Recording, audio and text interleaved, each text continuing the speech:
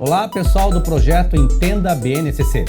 Estamos aqui novamente, eu, professor Azeitona, juntamente com o professor Douglas, comentando sobre a língua inglesa, a questão da base, né? E nesse bloco comentaremos sobre a organização, né, professor?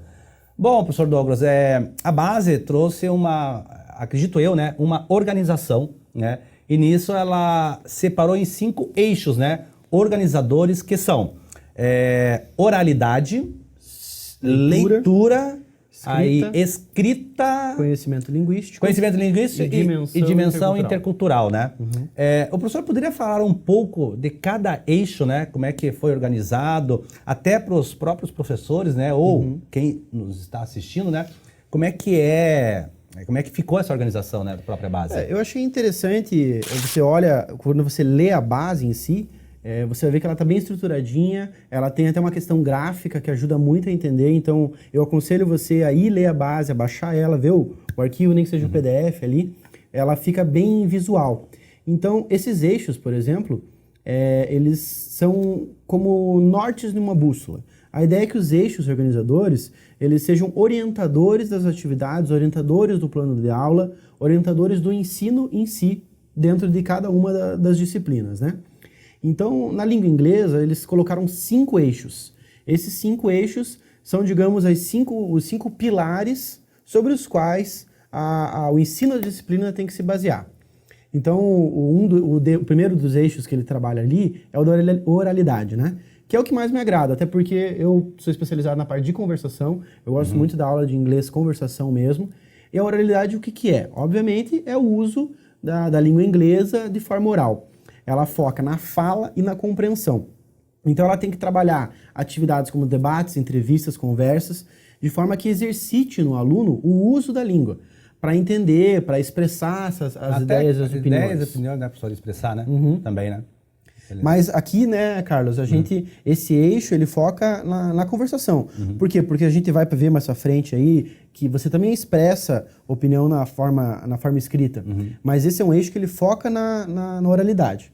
Então, saber utilizar ritmos, entonações, né? Coisas diferentes que façam oralmente que você não tem na escrita. Porque na escrita, muitas vezes, você lê de um jeito só, você tem o teu entendimento, quando você está lendo ou quando você está escrevendo de um jeito, né? Mas na oralidade tem isso, tem essa quebra, tem essa flexibilidade, esse jogo de cintura. Então, esse eixo, ele busca trabalhar esse jogo de cintura. É um eixo que vai focar na parte oral. E o oral, Carlos, não é só falar. É toda uma estrutura. Porque o que eu digo para os meus alunos? Falar, você está exercitando músculos. E a gente cresce falando uma língua e a gente cresce usando os músculos bucais de uma forma, garganta, nariz. E, por exemplo, a língua inglesa ela puxa muito pro nasal. Ela tem muitas palavras que são aqui. Então, o alemão, por exemplo, já é mais gutural, são palavras que vão puxar na garganta, né? Então, a gente vai ter que exercitar esses músculos. E um músculo, assim como você vai para academia exercitar um músculo, você tem que fazer exercício com ele, certo? Então, você vai ter que fazer exercício, você vai ter que falar, para a tua boca voltar. Às vezes a nossa língua não faz movimentos no português que a gente precisa fazer no inglês. Então a gente tem aqueles momentos world, aqueles momentos que a gente não tem, né? Então isso é o que o eixo da oralidade vai trabalhar. O professor fez um comentário agora interessante e eu quero fazer um paralelo a isso, pessoal. É a questão da comunicação, né? Já falamos em outros blocos, né? Não na questão da língua inglesa, mas a questão da programação neurolinguística, né? De suma importância o tal do PNL. Né? Eu, basicamente, tenho uma dificuldade na questão de ser ouvinte. Né? Então, a questão do aluno visual, auditivo, né? Sinestésico e digital, né? O digital, gente, não tem a ver com informática. Digital é uma questão de organização. Se vocês procurarem na internet, geralmente vocês vão encontrar as 3 formas de comunicação do PNL, que é auditivo, visual e sinestésico, né? Mas tem também o digital, que foi agora incorporado. Então eu vejo assim, quando um professor começa comigo só no auditivo, eu não consigo compreender, né? Então eu aprendi, né, a questão da língua inglesa porque a minha forma de comunicação não é auditivo. E eu percebo que muitos professores somente ficam no auditivo. Como é que ficam os alunos que são visuais? Os sinestésicos, né, que é o meu caso basicamente, né? O meu percentual de sinestésico e visual é muito alto. Né? A questão do auditivo meu é muito baixo. A questão de listening, para mim, era complicadíssimo. Sim. Né? Porque a gente tinha que botar, na nossa época, uma fita, né? Um CDzinho que ficava tocando no som e você... No teu tempo, no meu... Brincadeira. No seu tempo era fita cassete. O meu tempo já era pendrive. Tive aulas quando era criança. De fato, também. A escola ainda usava o cassete. Também. Então eu vejo também, professores, é isso, né? Porque hoje essa molecada, né?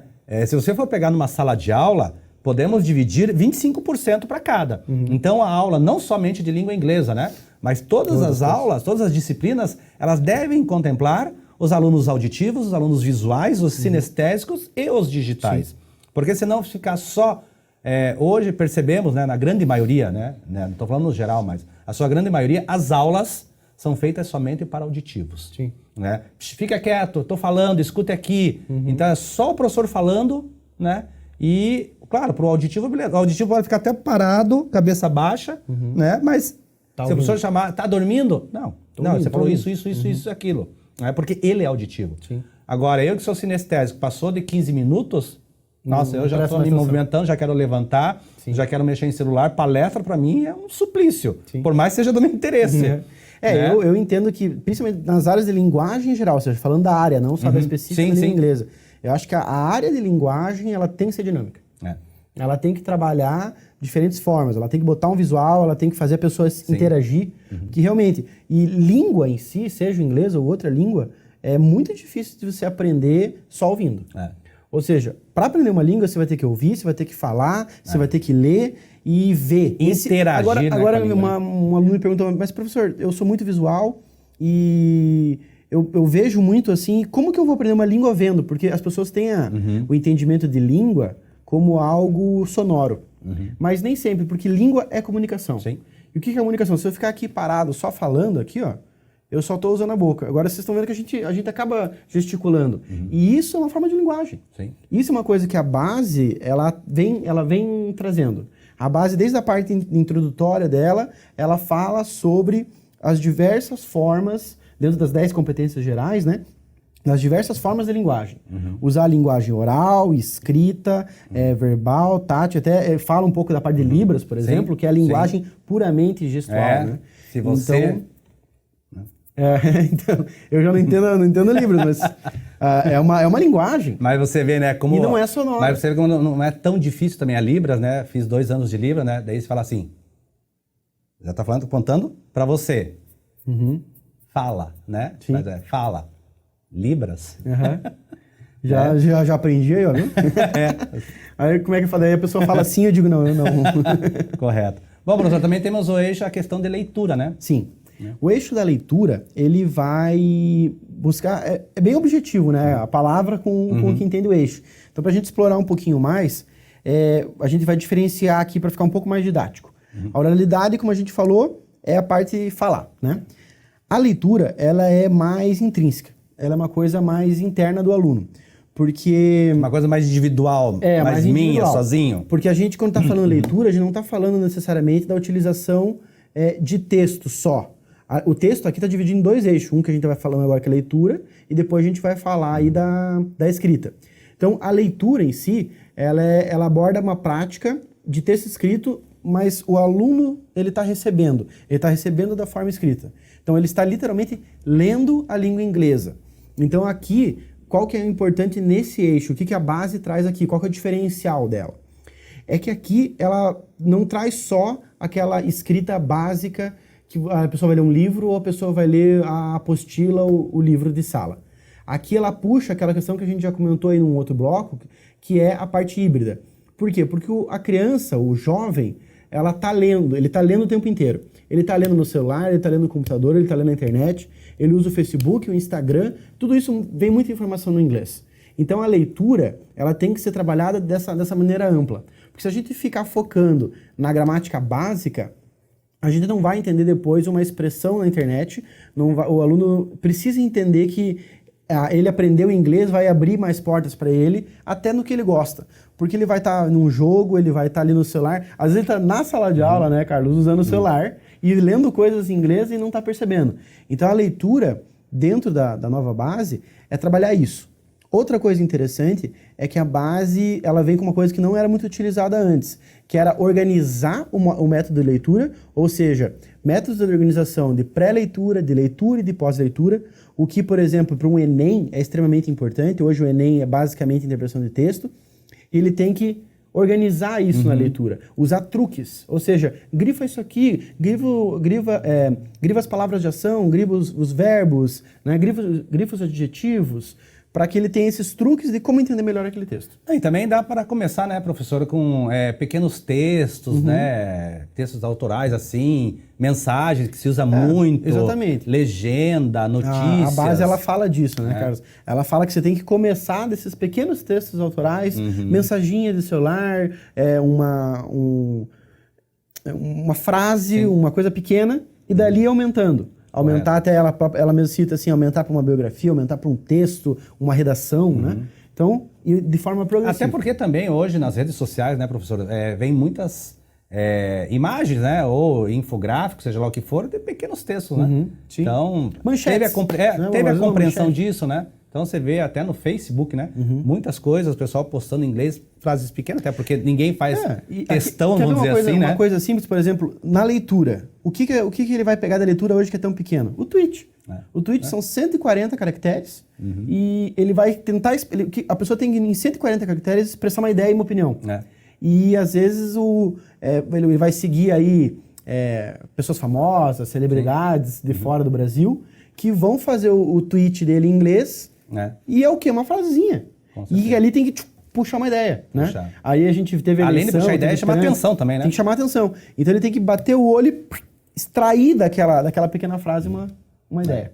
Legal, professor. Tem mais um eixo que são os conhecimentos linguísticos, né?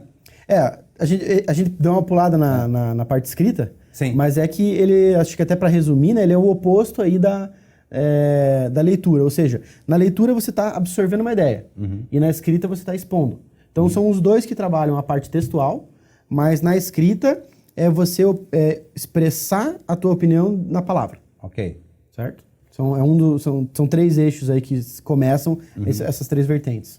Bom, então aí e podemos ir para a questão dos conhecimentos? Ok. Como é que fica? Bom, a parte de conhecimentos linguísticos, ele vai trabalhar, eu percebi que ele faz um agrupamento desses outros 3. Então ele agrupa a oralidade, a escrita e a leitura, mas ele trabalha isso de forma prática. Ou seja, o seu conhecimento linguístico de forma prática, de forma cotidiana da língua. Então, ele vai trazer aí para dentro disso toda essa parte prática. Ali a gente vai ter não apenas o decorar, mas o funcionamento da língua. Entender realmente a utilização dela. Eu acho que foi aqui que a Base Nacional me ganhou, porque é o que eu repetidamente ensino. Para tentar entender a língua, assimilar, não traduzir. Sabe? Bom, aí temos também a dimensão, né? Sim. Também. Como é que fica isso? A interdimensão cultural, ela vai trazer, então, mais informação para o aluno. Ou seja, não botar só a língua, só a palavra, só a escrita. É o que a gente já comentou no outro bloco. A língua híbrida, a língua franca, e de que a língua, em cada local, ela vai ser uma expressão cultural. Então, a questão é a mistura da língua com a cultura. Língua com a cultura. Certo. É você colocar assim, por que existe a expressão X? Porque lá nos Estados Unidos existe uma coisa assim, assim, assado, e é por isso que eles falam desse jeito lá. Porque às vezes puxa uma expressão inglesa para cá que não faz o menor sentido, né? Então, aí você tem que trazer a cultura do local que você está trabalhando, uma cultura inglesa, para dentro dela você colocar essa expressão. E essa é a interdimensão cultural. É você trazer mais para o aluno. Não só falar ou só ler. É você entender toda uma parte de cultura para você entender que a língua, assim como a base expõe, a base nacional, a língua é uma construção social, uma ferramenta de construção social. Então, da mesma forma, ela surge num contexto. É trazer esse contexto. Poderíamos dizer que seria a língua inglesa seria uma lente para um novo mundo. Exatamente. Acho que é uma ótima expressão. Ela tem que ser uma lente, através da qual você enxergue novas coisas. Você possa enxergar uma nova cultura, um novo paradigma, você pode enxergar uma nova sociedade. Ela te dá uma visão maior, né? Se você tem só o português na cabeça, você vai conseguir ler ali o português. Então, quando você aumenta essa lente, quando você usa o inglês como uma lente, é como se você pudesse ver mais longe, você vê mais coisa. Então, eu achei muito interessante isso na Base Nacional. O que nós sempre falamos, né, pessoal, a questão das habilidades, né, comentaremos, né, nos próximos blocos, mas só fazendo um gancho para o próximo bloco, quando se fala em habilidades, estamos sempre falando de um verbo, o próprio contexto, os objetos de conhecimento, né, que está sendo falado da base, né, na questão da língua inglesa, e o principal, a questão do contexto, né, a questão do aluno estar inserido naquele contexto, até para uma melhor compreensão, né. É claro, você pode ir para outros níveis, né, claro que pode, né, mas enquanto o aluno não compreender aquele contexto onde ele faça parte, tem um certo significado para ele, ou melhor, tem um significado para ele, fica complicado, né? Por e isso aí, que não é conteúdo por conteúdo, né? Deixamos o gancho aí pro próximo bloco, que é justamente uma das competências específicas. A gente vai falar daqui a pouco. Falando nessas competências específicas, nos aguardem. Próximo bloco falaremos sobre isso. Pessoal, um grande abraço e até a próxima. Tchau, tchau.